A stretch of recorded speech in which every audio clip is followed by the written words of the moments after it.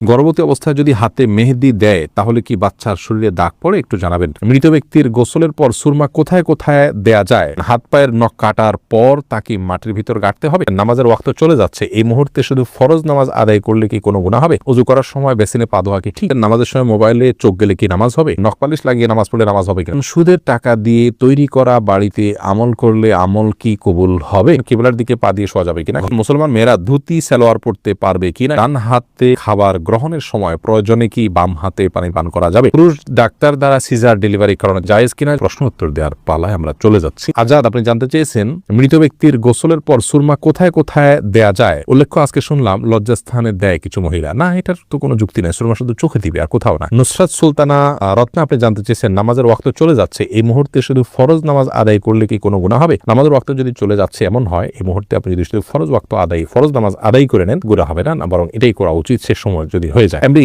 আমজাদ হোসেন জানতে চেয়েছেন হাত পায়ের নখ কাটার পর তাকে মাটির ভিতর গাঁটতে হবে? যেহেতু এটা মানুষের শরীরের অংশ, ময়লা আবর্জনা ফেলার জায়গায় না ফেলে এটাকে কোনো মাটিতে দাফন করলে সেটা উত্তম, ভালো কাজ, কিন্তু এটি ফরজ ওয়াজিবের মতো কোনো কাজ নয় যেটা না করলে গুনাহ হবে। উচিত করতে পারলে ভালো হয়। মুয়াজ ইনসান, আপনি জানতে চেয়েছেন সুদের টাকা দিয়ে তৈরি করা বাড়িতে আমল করলে আমল কি কবুল হবে? সুদের টাকা দিয়ে তৈরি করা বাড়িতে যদি আমল করেন তাহলে আমল কবুল হবে না, বিষয়টি কিন্তু সেরকম নয়। ধরুন সুদের টাকা দিয়ে আরেকজন বাড়ি করেছে, আপনি সেখানে আমল করেছেন, তো আপনার আমল কবুল হওয়ার সাথে ওইটার কোনো সম্পর্ক নেই। ফারজানা সুলতান, আপনি জানতেছেন কিবলার দিকে পা দিয়ে শোয়া যাবে কিনা? কিবলার দিকে পা দিয়ে শোয়ার ব্যাপারে কোনো হাদিসে নিষেধাজ্ঞা সরাসরি নেই, তারপরও এদিকে কেবলা রয়েছে, সেই জায়গা থেকে কেবলার প্রতি শ্রদ্ধার জায়গা থেকে কেউ দিকে পা না দেন ভালো, কিন্তু এটাকে হারাম বলা বা নাজায়েজ বলা বা গুনাহের কারণ বলার কোনো সুযোগ নেই, যেহেতু কোন হাদিসে এই বিষয়ে কোনো নিষেধাজ্ঞা নেই। এমনি ইফতিখার শুভ, আপনি জানতে চেয়েছেন নখ পালিশ লাগিয়ে নামাজ পড়লে নামাজ হবে কিনা? নখ পালিশ লাগিয়ে যদি আপনি ওযু করেন তাহলে ওযু হবে না, আর ওযু না হলে নামাজ হবে না। অতএব বলতে পারেন নখ পালিশ লাগিয়ে ওযু করে নামাজ পড়লে নামাজ হবে না, কিন্তু যদি ওযু অবস্থায় নখ পালিশ লাগিয়ে আপনি নামাজ পড়েন ওযু অবস্থায়,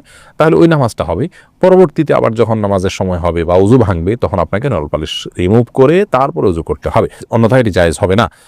মা বোনেরা মাসিকের দিনগুলোতে নেল পালিশ ইউজ করতে পারেন, কোনো অসুবিধা নেই, যদি তখন নামাজের অপশন তাদের নাই, কিন্তু পরবর্তীতে আবার নামাজ যখন শুরু হবে তার আগে তাদেরকে সেটি রিমুভ করে নিয়ে তারপর ওযু করে নামাজ পড়তে হবে। আকলিমা আখি, আপনি জানতে চেয়েছেন মুসলমান মেয়েরা ধুতি সালোয়ার পড়তে পারবে কিনা? এটা পরা উচিত নয়। ধুতি যেহেতু হিন্দুদের একটা ধর্মীয় পোশাক বলা যেতে পারে, হিন্দুদের একটা কালচার, সেই কালচারের অনুকরণ মুসলমানদের জন্য করা জায়েজ নাই। মুসলমানের জন্য অন্য মুশরিকদের বা আল্লাহ প্রতি যারা বিশ্বাস রাখেন না সেই সমস্ত মানুষদের সংস্কৃতির অনুসরণ করা জায়েজ নয়। সেই জায়গা থেকে ধুতি সালোয়ারটা যেহেতু অনেকটা ধুতির মতো, আপনার পায়ের দিকে একটু উঠে থাকে ধুতির মতো, এটা একজন মুসলমান নারীর জন্য ব্যবহার করা উচিত না। এটা অমুসলিমদের সাথে সাদৃশ্য গ্রহণ করা। নবী সাল্লাল্লাহু আলাইহি ওয়াসাল্লাম বলেছেন মান তাশাব্বাহা বিকওমিন মিনহুম, যে ব্যক্তি কোনো জাতির সাথে সাদৃশ্য গ্রহণ করছে তাদের অন্তর্ভুক্ত। আবু দাউদের বর্ণিত হাদিসের আলোকে এটি করা উচিত না। ঈশান, আপনি জানতে চেয়েছেন ওযু করার সময় বেসিনে পা ধোয়া কি ঠিক? নিজের বাসা বাড়িতে অসুবিধা নেই, করতে পারেন, তবে আপনার রিস্ক মুক্ত হওয়াটা বিষয় মাথা রাখতে হবে। নিজের জন্য রিস্কি হলে সেটা আপনার জন্য করা উচিত।